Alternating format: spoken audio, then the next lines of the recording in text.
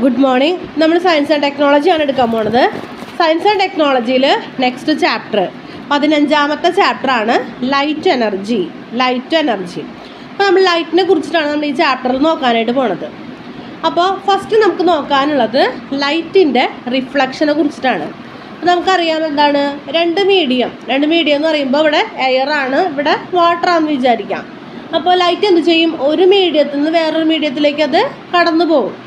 അപ്പോൾ ലൈറ്റിൻ്റെ റിഫ്ലക്ഷൻ എന്ന് പറയുന്നത് ഒരു ബീം ഓഫ് ലൈറ്റ് ഒരു മീഡിയത്തിൽ വന്നിട്ട് അല്ലെങ്കിൽ ഒരു മീഡിയത്തിലേക്ക് പതിക്കുമ്പോൾ അല്ലെങ്കിൽ ഒരു ഒബ്ജക്റ്റിലേക്ക് പതിക്കുമ്പോൾ എന്താ സംഭവിക്കണത്? കുറച്ച് അതിലേക്ക് പെനിട്രേറ്റ് ചെയ്യും, കുറച്ച് ലൈറ്റ് അതിലേക്ക് പെനിട്രേറ്റ് ചെയ്യും. ബാക്കി എന്താ സംഭവിക്കണത്? ഇതേ പ്രതലത്തിൽ നിന്ന് തന്നെ റിഫ്ലക്റ്റ് ചെയ്ത് അല്ലെങ്കിൽ പ്രതിഫലിപ്പിച്ച് പോകും. ഇതിനെയാണ് ലൈറ്റിൻ്റെ റിഫ്ലക്ഷൻ എന്ന് പറയുന്നത്. ഒരു ബീം ഓഫ് ലൈറ്റ് ഒരു പ്രതലത്തിൽ വന്ന് തട്ടുമ്പോൾ കുറച്ച് എന്ത് ചെയ്യും? അതിലേക്ക് പെനിട്രേറ്റ് ചെയ്ത് പോകും, ബാക്കിയുള്ളത് അവിടെ നിന്ന് റിഫ്ലക്റ്റ് ചെയ്ത് പോകും. റിഫ്ലക്ഷൻ ഓഫ് ലൈറ്റ് എന്ന് പറയുന്നത് when a beam of light travel through a medium comes in contact with an object, a part of it gets buoyanced back. അപ്പോൾ എന്താ സംഭവിക്കുന്നത്? ഒരു മീഡിയത്തിൽ നിന്ന് വേറൊരു മീഡിയത്തിലേക്ക് വേർതിരിക്കുന്ന ഒരു ഒബ്ജക്റ്റ് ഉണ്ട്. ആ ഒബ്ജക്റ്റിലേക്ക് ലൈറ്റ് വന്ന് തട്ടുമ്പോൾ എന്ത് സംഭവിക്കുകയാണ്? ആ ലൈറ്റ് വന്ന് തട്ടുമ്പോൾ കുറച്ച് അതിലേക്ക് പെനിട്രേറ്റ് ചെയ്ത് പോകും, ബാക്കിയുള്ളത് റിഫ്ലക്റ്റ് ചെയ്ത് പോകും. ഇതാണ് റിഫ്ലക്ഷൻ ഓഫ് ലൈറ്റ് പറയുന്നത്. റിഫ്ലക്ഷൻ ഓഫ് ലൈറ്റിനെ കുറിച്ച് പറയുമ്പോൾ നമുക്ക് രണ്ട് ലോസ് നോക്കാനുണ്ട്. റിഫ്ലക്ഷൻ ഓഫ് ലൈറ്റിൻ്റെ രണ്ട് ലോസ് ഉണ്ട്. ഫസ്റ്റ് ലോ ഉണ്ട്, സെക്കൻഡ് ലോ ഉണ്ട്. ഫസ്റ്റ് ലോ പറയണത് ഇൻസിഡൻറ്റ് റേ, ഒരു പ്രതലത്തിലേക്ക് അല്ലെങ്കിൽ ഒരു ഒബ്ജക്റ്റിലേക്ക് വന്ന് പതിക്കുന്ന റേ, അതിനെയാണ് ഇൻസിഡൻറ്റ് റേ എന്ന് പറയാം. ആ ഇൻസിഡൻറ്റ് റേയും ഇവിടെ നിന്ന് റിഫ്ലക്റ്റ് ചെയ്തു പോകുന്ന റേ, റിഫ്ലക്റ്റഡ് റേയും പിന്നെ അവരുടെ നോർമൽ, ഈ മൂന്നെണ്ണം എന്തായിരിക്കും? ഒരേ പ്ലെയിനിലായിരിക്കും. ഇൻസിഡൻറ്റ് റേ, റിഫ്ലക്റ്റഡ് റേ, പിന്നെ നോർമൽ, ഇത് മൂന്ന് എന്തായിരിക്കും? ഒരേ പ്ലെയിനിലായിരിക്കും. രണ്ടാമത്തെ ലോ എന്താ പറയണത്? ഇൻസിഡൻറ്റ് റേ ഉണ്ടാക്കുന്ന ആംഗിളും റിഫ്ലക്റ്റഡ് റേ ഉണ്ടാക്കുന്ന ആംഗിളും ഈക്വൽ ആയിരിക്കും. ഇൻസിഡൻറ്റ് റേയുടെ ആംഗിളും റിഫ്ലക്റ്റഡ് റേയുടെ ആംഗിളും ഈക്വൽ ആയിരിക്കും. Incident angle is equal to reflected angle. Incident angle നമുക്ക് ഐ എന്ന് കാണിക്കാം, റിഫ്ലക്റ്റഡ് ആംഗിൾ നമുക്ക് ആർ എന്ന് കാണിക്കാം. അപ്പോൾ angle I is equal to angle R. ഇതാണ് രണ്ട് ലോസ് റിഫ്ലക്ഷനെ കുറിച്ച് പറയാനുള്ളത്. ഇനി അടുത്തതാണ് എന്ത്? Types of reflection. Types of reflection വരുന്നത് രണ്ട് ടൈപ്പിലാണ്. റെഗുലർ റിഫ്ലക്ഷൻ ഉണ്ട്, ഡിഫ്യൂസ്ഡ് റിഫ്ലക്ഷൻ ഉണ്ട്. റെഗുലർ റിഫ്ലക്ഷൻ ഉണ്ട്, ഡിഫ്യൂസ്ഡ് റിഫ്ലക്ഷൻ ഉണ്ട്. റെഗുലർ എന്ന് പറയുമ്പോൾ ലൈറ്റ് ഒരു സ്മൂത്ത് സർഫസിലേക്ക് തട്ടിയിട്ട് നല്ല രീതിയിൽ തിരിച്ചു പോവുക, അതിനെയാണെന്ന് പറയുക ഒറ്റ പ്ലെയിനിലായിട്ട് അല്ലെങ്കിൽ ഒറ്റ റേ ആയിട്ട് തിരിച്ചു പോകുന്നതിനെയാണ് റെഗുലർ റിഫ്ലക്ഷൻ എന്ന് പറയാം. ഡിഫ്യൂസ്ഡ് റിഫ്ലക്ഷൻ എന്ന് പറയുമ്പോൾ ലൈറ്റ് വന്നൊരു റഫ് സർഫസിൽ തട്ടിയിട്ട് ചിന്നിച്ചിതറി തിരിച്ചു പോവുക, അതിനെയാണെന്ന് പറയുക ഡിഫ്യൂസ്ഡ് റിഫ്ലക്ഷൻ എന്ന് പറയാം. ഇപ്പോൾ രണ്ട് റിഫ്ലക്ഷനാണ്. റെഗുലർ എന്ന് പറയുമ്പോൾ when A reflecting surface is very smooth and their rays of light falling on it are reflected straight off it, then it is called regular reflection. Diffuser എന്ന് പറയുമ്പോൾ when the reflection of light takes place from rough surfaces, the light is reflected off in all directions, എല്ലാ direction ചിന്ന ചിതറി പോവും. അപ്പോൾ ഇത് രണ്ടെണ്ണമാണ് എന്ത്? Types of reflection.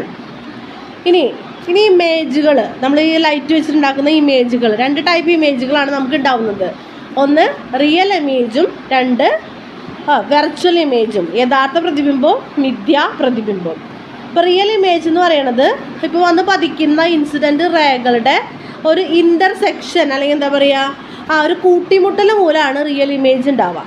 ഇതുപോലെ എന്താ പറയുക കൂട്ടിമുട്ടാതിരിക്കുമ്പോൾ, ഇൻ്റർസെക്റ്റ് ചെയ്യാതിരിക്കുമ്പോഴാണ് വെർച്വൽ ഇമേജ് ഉണ്ടാവുന്നത്.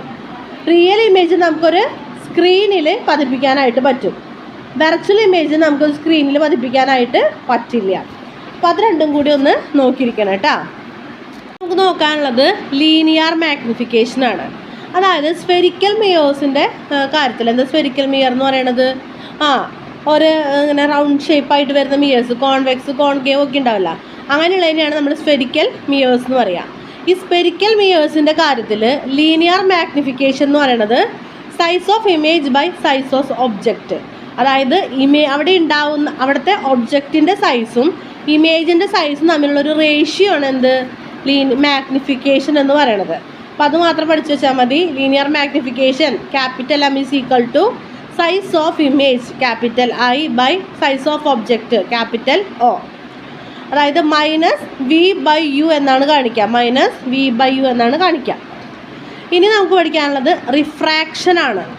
റിഫ്രാക്ഷൻ എന്ന് പറയുന്നത് ലൈറ്റ് ഡെൻസിറ്റി കുറഞ്ഞ മീഡിയത്തിൽ നിന്നും കൂടിയ മീഡിയത്തിലേക്ക് കടക്കുകയാണ്.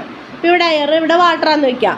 ഒരു മീഡിയത്തിൽ നിന്നും വേറെ മീഡിയത്തിലേക്ക് കടക്കുന്ന സമയത്ത് അതിൻ്റെ പാത്തിന് ചെറിയൊരു ബെൻഡ് ഉണ്ടാവുന്നു, വളയുന്നു. ഇപ്പോൾ നമ്മൾ വെള്ളത്തിൽ കയ്യിലോ സ്കെയിലോ ഒക്കെ ഇട്ട് വയ്ക്കുമ്പോൾ വെള്ളത്തിൻ്റെ ഉള്ളിലുള്ള ഭാഗത്തിൽ വളഞ്ഞിരിക്കുന്ന പോലെ തോന്നില്ലേ? അതാണ് എന്ത് റിഫ്രാക്ഷൻ. ഒരു മീഡിയത്തിൽ നിന്നും വേറെ മീഡിയത്തിലേക്ക് കടക്കുന്ന സമയത്ത് അതിൻ്റെ പാത്തിന് ചെറിയൊരു ബെൻഡ് ഉണ്ടാവുന്നു, അതിനെയാണ് റിഫ്രാക്ഷൻ എന്ന് പറയാം. ഇനി റിഫ്രാക്ഷൻ പറയുമ്പോൾ അതിൽ നമുക്ക് 2 ലോസ് പറയാനുണ്ട്, ഫസ്റ്റ് ലോയും സെക്കൻഡ് ലോയും. ഫസ്റ്റ് ലോ പറയുന്നത് ഈ ഇൻസിഡൻറ്റ് റേയും റിഫ്രാക്റ്റ് ചെയ്യുന്ന റേയും അതിൻ്റെ നോർമലും ഇത് 3 എവിടെ തന്നെയായിരിക്കും? ഒരേ പ്ലെയിനിലായിരിക്കും. രണ്ടാമത്തേന്ന് പറയുന്നത് റിഫ്രാക്റ്റീവ് ഇൻഡെക്സ്, അതായത് ആംഗിൾ ഓഫ് ഇൻസിഡൻറ്റ് സൈനും ആംഗിൾ ഓഫ് റിഫ്ലക്ഷൻ്റെ സൈനും തമ്മിലുള്ള റേഷ്യോനെയാണ് എന്ത് പറയുക? റിഫ്രാക്റ്റീവ് ഇൻഡെക്സ് എന്ന് പറയാം. അപ്പോൾ റിഫ്രാക്റ്റീവ് ഇൻഡെക്സ് എന്ന് പറയുന്നത് ഇൻസിഡൻ്റ് ചെയ്തിട്ടുള്ള റേയുടെ സൈൻ കോസ് ആക്കില്ലേ, ആ സൈനും അതേപോലെ തന്നെ റിഫ്രാക്റ്റ് ചെയ്ത് പോയതിൻ്റെ സൈനും രണ്ടും തമ്മിലുള്ള റേഷ്യോ ആണ് റിഫ്രാക്റ്റീവ് ഇൻഡെക്സ് എന്ന് പറയാം. അപ്പോൾ refractive index is equal to sin I by sin R. ഇതാണ് സ്നെൽസ് ലോ എന്ന് പറയുക. സ്നെൽസ് ലോ പറയണത് sin I by sin R. ഈ രണ്ടെണ്ണമാണ് നമുക്ക് എവിടെയുള്ളത്? റിഫ്രാക്ഷനിൽ നോക്കാനുള്ളത്. റിഫ്രാക്ഷൻ എന്താണ്, അതിൻ്റെ 2 ലോസ്. ഇനി ഒരു ഇമേജ് ലെൻസിൻ്റെ കേസിൽ, ലെൻസുകളിൽ ഇമേജ് എന്താ പറയുക, ഇമേജ് ഫോം ചെയ്യാനുള്ള റൂൾസുകളാണ്. 2 ടൈപ്പിലാണ് നമ്മളവിടെ എന്താ പറയുക റേസ് വരുന്നത്.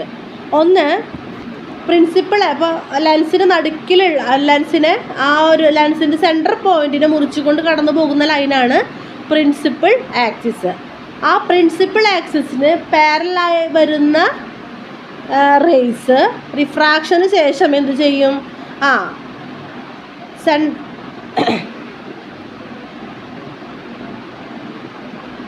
ഫോക്കസിൽ കൂടെ കടന്നു പോകും, ലെൻസിൻ്റെ ഫോക്കസിൽ കൂടെ കടന്നു പോകും. പ്രിൻസിപ്പൾ ആക്സിസ് എന്ന് പറയുന്നത് ഒരു ലെൻസിൻ്റെ സെൻട്രൽ പോയിന്റിൽ കൂടെ കടന്നു പോകുന്ന ഒരു സാങ്കല്പികമായിട്ടുള്ള ഒരു രേഖയാണ്.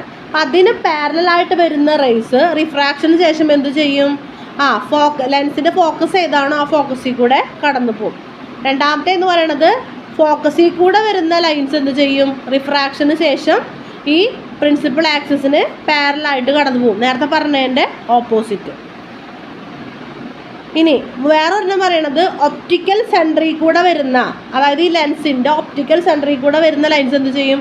അതേ കൂടെ തന്നെ തിരിച്ച് പോകും. ഇതാണ് മെയിനായിട്ട് വരുന്ന 2 റൂൾസ്. ഒരു ലെൻസിൽ ഇമേജ് ഫോം ചെയ്യാനുള്ള 2 റൂൾസ് എന്താണ്? ഈ 2 കാര്യങ്ങളാണ്. നെക്സ്റ്റ് സിമ്പിൾ മൈക്രോസ്കോപ്പാണ്. സിമ്പിൾ മൈക്രോസ്കോപ്പ് എന്ന് പറയുമ്പോൾ അതിൻ്റെ ഉള്ളിലുള്ളത് കോൺവെക്സ് ലെൻസാണ്. ചെറിയ ഫോക്കൽ ലെങ്ത്തിലുള്ള കോൺവെക്സ് ലെൻസ് ആയിരിക്കും. ഇനി അത് മെയിൻ എന്താണ് ഉദ്ദേശിച്ചെന്ന് പറഞ്ഞു കഴിഞ്ഞാൽ നമ്മൾ വെക്കുന്ന ഒബ്ജക്റ്റിനെ മാഗ്നിഫൈ ചെയ്ത് കാണിക്കുക. അപ്പം അങ്ങനെയാണല്ലോ നമ്മളിപ്പോൾ എന്തെങ്കിലുമൊക്കെ സംഭവങ്ങൾ സ്ലൈഡിൽ വെച്ച് നോക്കുമ്പോൾ അതിനെ മാഗ്നിഫൈ ചെയ്യുക എന്നുള്ളതാണ് അതിൻ്റെ മെയിൻ ഫങ്ഷൻ. ഇനി റിഫ്രാക്റ്റിംഗ് ടെലസ്കോപ്പ് ഉണ്ട്. റിഫ്രാക്റ്റിംഗ് ടെലസ്കോപ്പ് അതായത് നമ്മൾ അസ്ട്രോണമിക്കലായിട്ടുള്ള കാര്യങ്ങൾ, ഹെവൻലി ബോഡീസിനെയൊക്കെ നോക്കാൻ ഉപയോഗിക്കുന്നതിനെയാണ് റിഫ്രാക്റ്റിംഗ് ടെലസ്കോപ്പ് എന്ന് പറയുക. 2 എൻഡിലും ഓരോ കോൺവെക്സ് ലെൻസ് ഉണ്ടായിരിക്കും. ഒരു ട്യൂബിൻ്റെ 2 എൻഡിലും ഓരോ കോൺവെക്സ് ലെൻസ് ഉണ്ടായിരിക്കും.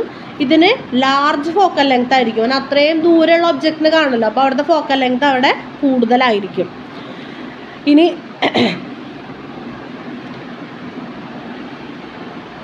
അതായത് ഒബ്ജക്റ്റിനെ നോക്കുന്നിടത്ത് ലാർജ് ഫോക്കൽ ലെങ്ത് ഉള്ളതും നമ്മുടെ കണ്ണിലേക്ക് ഇങ്ങനെ വെക്കുന്ന ട്യൂബിൻ്റെ ഭാഗത്തുള്ള ലെൻസ് എന്ന് പറയുന്നത് സ്മോൾ ഫോക്കൽ ലെങ്ത് ഉള്ളതായിരിക്കും. അപ്പോൾ ഇതാണ് എന്ത്? റിഫ്രാക്റ്റിംഗ് ടെലസ്കോപ്പ് എന്ന് പറയുന്നത്. ഇത്രയാണ് നമുക്ക് ഈ ചാപ്റ്ററിൽ നോക്കാനുള്ളത്. അപ്പോൾ നന്നായിട്ട് വായിച്ച് മനസ്സിലാക്കിയിട്ട് പഠിക്കാം. Thank you.